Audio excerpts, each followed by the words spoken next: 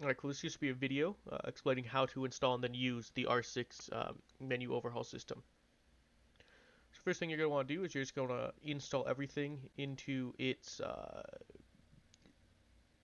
section. So we have replicated storage here. We're going to want to put that in replicated storage. We're going to go to server script service. Just going to move that into server script service. Starter UI into starter UI.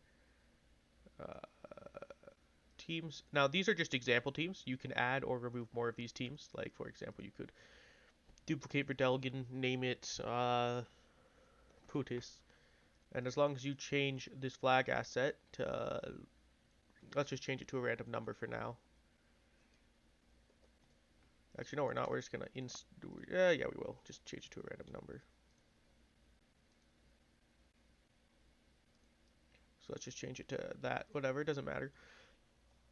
And change its team ID to the ID of a group that we want to change it to. So let's just change it to 37567141. Didn't match up those numbers. Doesn't matter. So now Putis will be a registered team inside of the system that we will not be able to access. We want these inside of workspace. These are our capture points and our label points. That's completely worthless now. So a capture point are these floating blocks up here. You're going to want to position these and then make them invisible because a UI just sits out of them. Uh, these names here have to correlate with the names of these here, of this nation spawn and raider spawn. And then since we just added in our new team, we're actually going to want to make another raider spawn and just name it Putis spawn, right? Because we want our new team to be able to access and do everything that the other teams can do. So we'll just select both of these. We'll name it Putis spawn. The only thing you have to change in order to make sure that a new team has a place to spawn as a main base, because there's no capture point tied to these, like these circles here. They don't have a cap area. All you have to do is just go into owner. You have to change the value to the name of the team, which is Putis. So now this team will be registered inside of the system. You also have to go into your capture script, uh, and not my bad, not your capture script. I mean, you do have to go into your capture script later though, to make sure that you change this team name here, which is used.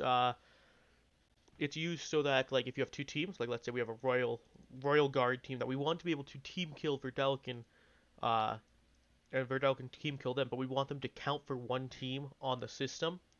You then change that name there uh, to ally. You change allied forces. Like let's say we want to change it to Putis. So now Putis and then Verdelkin would be counted as one team, but we don't want that right now. You have to go to your raid script.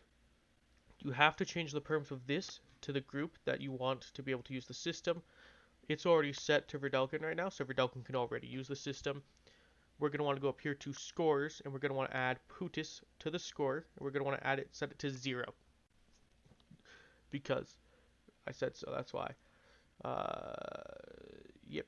When it comes to customizing, like, that's all you have to do is set up the nations. In fact, right now, if we hit play, it should function fully. Um, yep, menu, you have access to Putis now, but they're group locked because I don't have access to that team. I also can't access hostiles because I have access to Verdelkin. This is something that can be easily disabled in the scripts. You just have to hunt through a little bit, and I can show you guys how to do that in a moment, so don't worry. You go to Verdelgen. I can select whichever loadout I want.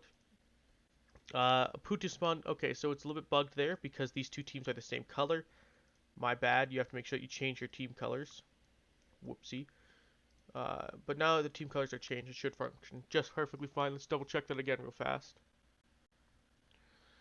And no, I'm not going to do any fancy editing for. Yeah, there you go. And now you have Verdelgen, Nation Spawn. There you go. Yep, you can still do all the systems just like that. You can still capture. So that's the basics of how to just get the capture points working. Although I have not taught you how to customize your menu system yet, which is the most important part probably because you guys don't want to save Verdelgen on your team.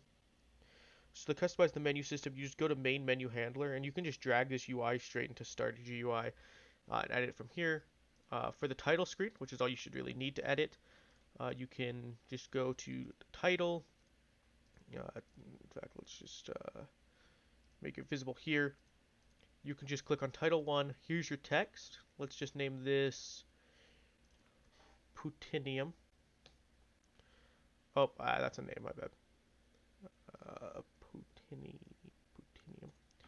And then we can change the text of this to say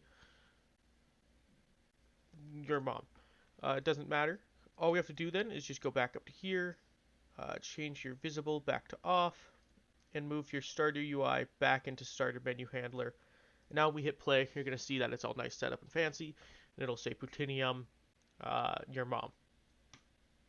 And you can still select all of your teams.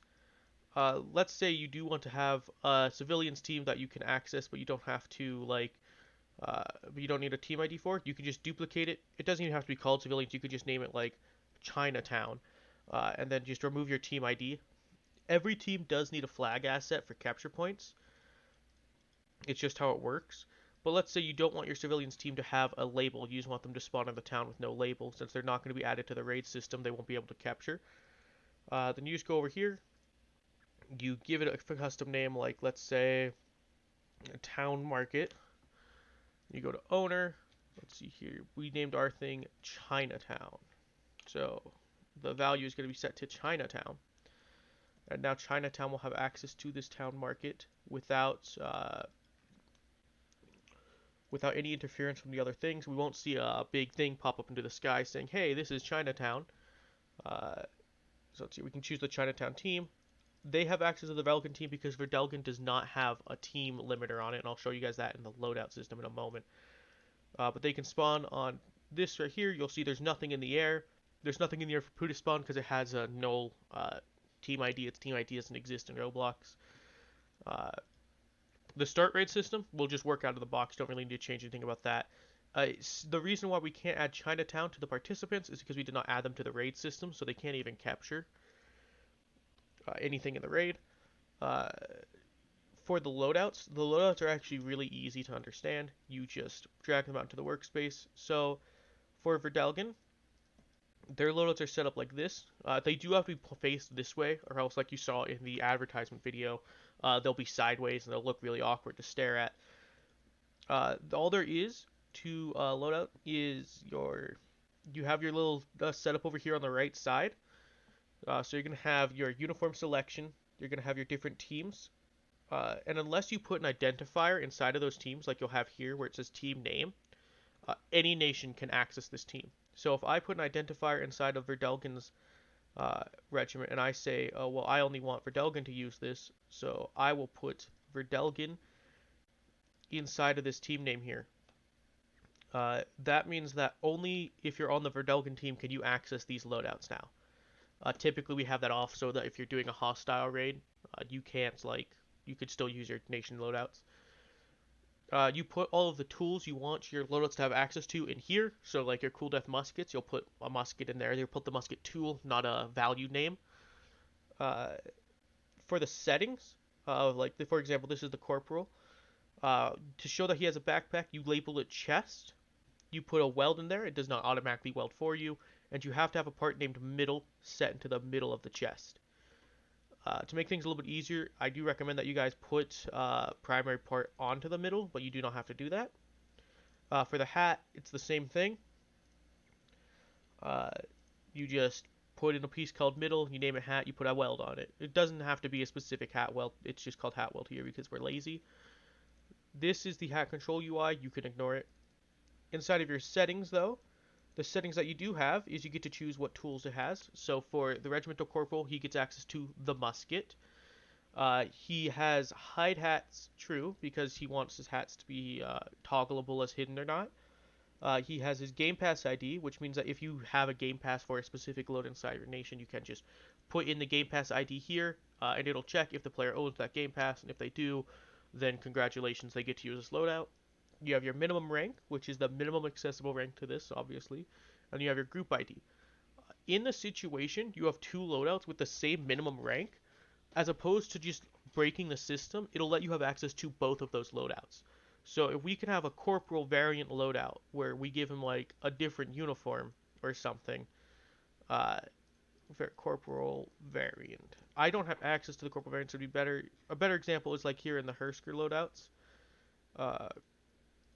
I can have access to both conning and conning but a soldier loadouts because although they have the same rank IDs, since they have the same rank IDs, as you can see here, they're counted as a variant uniform. So you get access to both of those. Uh, then you just, slap that in.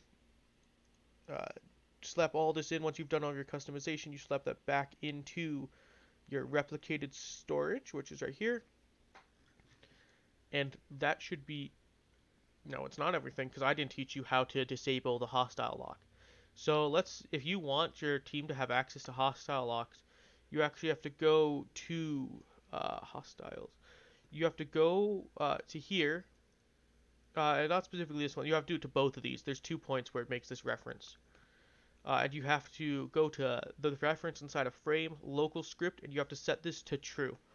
Once this is set to true, uh, you'll be able to join the hostiles team even if you have access to Vidalgan. So let's just test that out real fast to make sure that functioned for us.